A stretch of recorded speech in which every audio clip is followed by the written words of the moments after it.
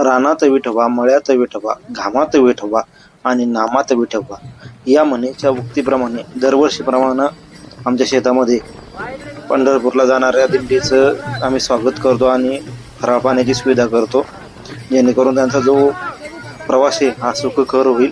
विठ्ठल नामाचा गजर करत विठ्ठलाची जी आपली पालखी ती आमच्या शेतामध्ये पोहोचली. श्री दत्तूजी महाराज पालखी सोहळा श्री क्षेत्र जावळा पळसखेड ते पंढरपूरला दरवर्षी आमच्या इथून शेतातून कृषी वैभव टोमॅटो फार्म हाऊस इथून वारी जाते, इथून म्हणजे समोरून जाते.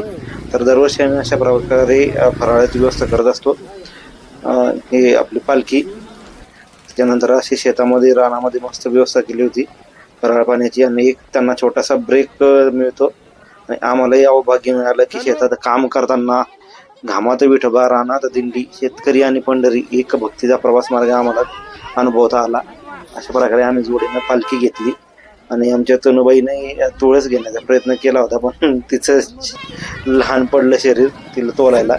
आणि आमच्या छोट्या पिल्लूनं बी काय केलं, कळस घेण्याचा एक मोह तिला आवडता आला नाही, पण तिच्या वजनापेक्षाच आपलं जास्त हे असल्यामुळं, तुळस जड असल्यामुळं ती घेऊ शकली नाही.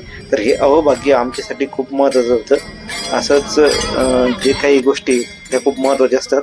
तर आपण शेतकरी वर्ग असतो, आपला जे दिंडीत असतो तोही शेतकरी वर्ग असतो. प्रत्येकाचं वारीला अहोभाग्य मिळत नाही, पण त्याच्यात छोटा का होईना खारीचा वाटा उचलायचा जो संधी ती आम्हाला मिळाली या पालखीमुळं. त्यामुळे मी जे आयोजक आहे आपले महाराज त्या सर्वांचं मी मनापासून आभार मानतोय. आपले म्हणतो ना, जे कारण झालं गाजलं त्याशी म्हणे आपले, तोची साधू ओळखावा देव तेथेच जाणावा. ही 350 पेक्षा जास्त वर्षांची परंपरा आणि चालत आलेली ही पालखी सोहळा आहे तोपर्यंत हजारो वर्षही चालत राहील आणि अशीच चालत राहू. रामकृष्ण हरी मंडळी.